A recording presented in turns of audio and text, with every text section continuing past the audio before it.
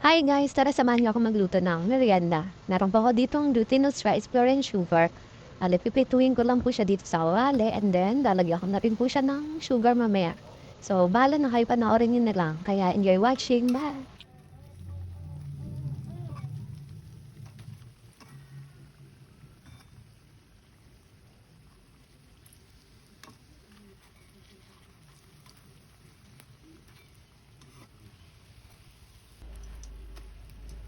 Si Daddy. Oh. Daddy. Si Daddy.